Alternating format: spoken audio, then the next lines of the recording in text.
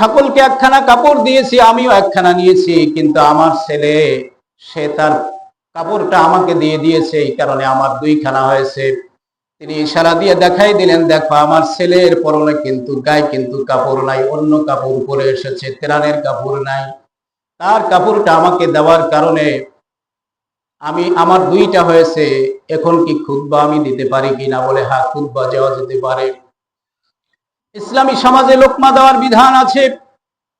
ইমাম যদি ভুল করে তার ভুল ধরা যাবে, সেই জন্য পক্ষপাতিত্বের কিছু নাই, এখানে কোনো পক্ষ নাই। যদি ইসলামী শরিয়তের বিধান অনুসারে সে ভুল করে, শুধু আমি না, সমস্ত মুসল্লিরা মানে সেই ব্যাপারে লোকমা দিতে পারবে।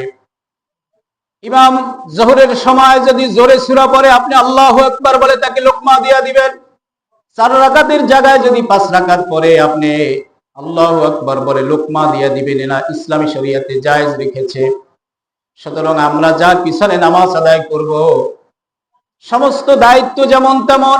আমরা যদি কোনো ব্যক্তিকে এমপি বানাই, তার দায়িত্ব হলো সংসদ পর্যন্ত আমাদের দাবিটাকে নিয়ে যাবে। আমি যদি টলারওয়ালাকে দায়িত্ব দেই, তাহলে টলারওয়ালা আমাকে ব্রিজ ঘাড়া পর্যন্ত নিয়ে যাবে। আমি যদি বিভিন্ন দায়িত্ব নেই, তার একটা সীমাবদ্ধতা আছে। আর আমরা যদি কারো উপরে ইমামের দায়িত্বটা দেই, তাহলে সেই নামাজটাকে আল্লাহর কাছে তাকে পৌঁছাইয়া দিতে হবে। এত সহজ বিষয় না। এজন্য আমরা আসলে মসজিদ যারা পরিচালনা করব, সেই মসজিদ পরিচালনার ক্ষেত্রে আমরা যাকে ইমাম নিযুক্ত করব, অবশ্যই তার মধ্যে কিছু গুণ থাকতে হবে। 1 নম্বরের গুণ হলো তার কোরআন শরীফ পড়া শুদ্ধ হতে হবে। পৃথিবীর সমস্ত উলামায়ে কেরাম একমত, যদি তার কেরাতের মধ্যে ভুল থাকে, তাহলে তার কিয়ামত পর্যন্ত যদি সে সেজদায় গিয়ে পড়ে থাকে, তাহলে একটা সেজদাও তার কবুল হবে না। এজন্য আমরা অবশ্যই লক্ষ্য রাখতে হবে, আমরা যাকে ইমামতির দায়িত্ব দেব, শুধু এখানেই নয়, বিভিন্ন জায়গায় সফরে গিয়ে, ঢাকা যাই, চিটাগাং যাই, বরিশাল যাই, স্থানে নামাজ আদায় করি, অবশ্যই সেই ইমাম সম্পর্কে আমার এই আত্মবিশ্বাস থাকতে হবে যে আমার ইমামের কেরাত হলো শুদ্ধ। কারণ হলো, ইমামতি করার পরে যদি কেরাত শুদ্ধ না থাকে, 2 ধরনের ক্ষতি হতে পারে। এক ধরনের ক্ষতি হলো মুসল্লিদের নামাজ হবে না। দ্বিতীয় ক্ষতি হলো এলাকার যে সন্তানদেরকে মক্তব পড়ানো হবে, তাদের মক্তব পড়া শুদ্ধ হবে না। আমার নামাজ তো হলোই না, আর এলাকার সন্তানদেরকে যে আমি শিখালাম, তারাও সহিভাবে শিখতে পারলো না। তারাও জীবনভর যত নামাজ আদায় করবে, একটা সেজদাও কবুল হবে না। তাহলে কেরাত শুদ্ধ না হওয়ার কারণে ক্ষতি 2টা। জীবনে আমার নামাজও হলো না, আমার সন্তান যে তার কাছে পড়লো, তারও নামাজ হলো না। এই হলো 2 ধরনের ক্ষতি, হলো কেরাত শুদ্ধ না হওয়ার কারণে। এজন্য ইমামের ব্যাপারে আমাদের সতর্ক সাবধান থাকতে হবে। যার তার পিছনে আমরা ইক্তেদা করব না, যার পিছনে আমরা ইক্তেদা করব, তাকে অবশ্যই কেরাতকে শুদ্ধ করতে হবে। যদি কেরাত শুদ্ধ না হয়, যিনি কেরাত শুদ্ধ পারেন, তার কাছ থেকে ট্রেনিং দিয়ে আসতে হবে, এরপরে ইমামতি করতে হবে।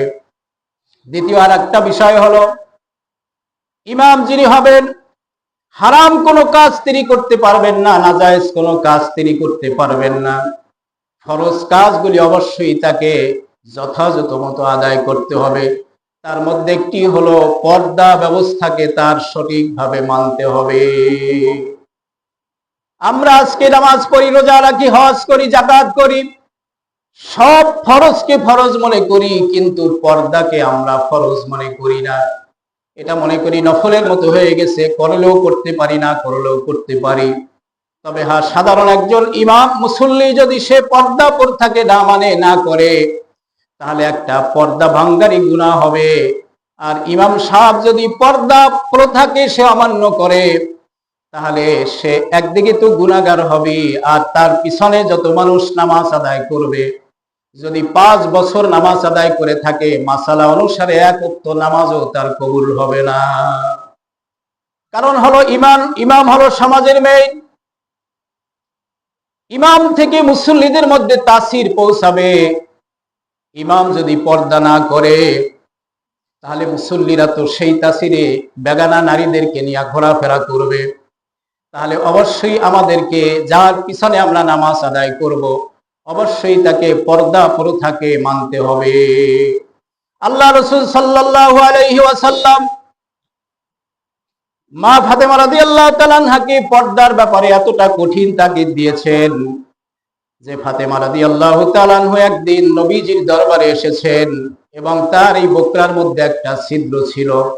নবীজি সেই ছিদ্রর দিকে তাকায় বললেন, হে মা ফাতেমা, তুমি কি এই ছিদ্রটা খোলা অবস্থায় আমার দরবারে এসেছো নাকি বন্ধ করে এসেছিলা? বলেছে, বন্ধ করে এসেছিলাম। তিনি বলেছেন, তুমি যদি বলতা যে আমি খোলা অবস্থায় এসেছি আর কোন ভিন পুরুষ যদি তোমাকে দেখে ফেলতো আর আজকে দিনের মধ্যেই যদি তুমি মারা যাইতা, আমি তোমার জানাজা নামাজে শরীক হতাম না। আল্লাহ রাসূল সাল্লাল্লাহু আলাইহি সাল্লাম বলেছেন, পর্দা উভয়ের জন্য ফরজ। নারীদের জন্য যেরকম পর্দা ফরজ, পুরুষদের জন্য সেই রকম পর্দা ফরজ। আল্লাহ তাআলা সূরা নূরের ভিতরে বলেছেন, হে পুরুষেরা তোমাদের চক্ষুকে নিম্নগামী করো, এবং নারীদেরকে বলেছেন তোমরা তোমাদের চক্ষুকে নিম্নগামী করো। আমরা শুধু বাড়িতে হাওলা দেই যেন মহিলারা কোনো পুরুষদেরকে না দেখতে পারে, কিন্তু আল্লাহ তাআলা কিন্তু বলেছেন যে তোমরা উভয়ে পর্দা করো, কেউ কাকে দেখতে পারবে। এজন্য নামাজের মতোই বিশাল দায়িত্ব আমরা যাকে দিব, সেই দায়িত্বের ব্যাপারে আমাদেরকে সচেতন হতে হবে যে আমার ইমাম সাহেব পর্দা করে কিনা। সমস্ত ওলামায়ে কেরাম এই বিষয়ে একমত, যদি সে পর্দা না করে বেগানা নারীদের সাথে দেখা যায় তাহলে সে ইমাম হলো ফাসেক ইমাম। সেই ফাসেক ইমামের পিছনে ইক্তেদা করা মাকরুহে তাহরিমা, অর্থাৎ নামাজ হবে না। আমরা তো এগুলি তলায় দেখি না। এজন্য আমার কথা হলো, কোন ইমাম সাহেব যদি তার এই আমলগুলি নিয়ে চলে, আমরা শুধু তার পিছনে নামাজই আদায় করব না, তার জুতাগুলো আমরা টেনে দিব, আমাদের নিজের ব্যাগ ভরে তার জুতা টেনে দিব এই জন্য যে হুজুর আমরা পর্দা করতে পারি না, আপনি করেন। সুতরাং আমরা আপনার কাছে অপারগ, আপনার শুধু পিছনে নামাজই আদায় করব না, আপনার খেদমত করব।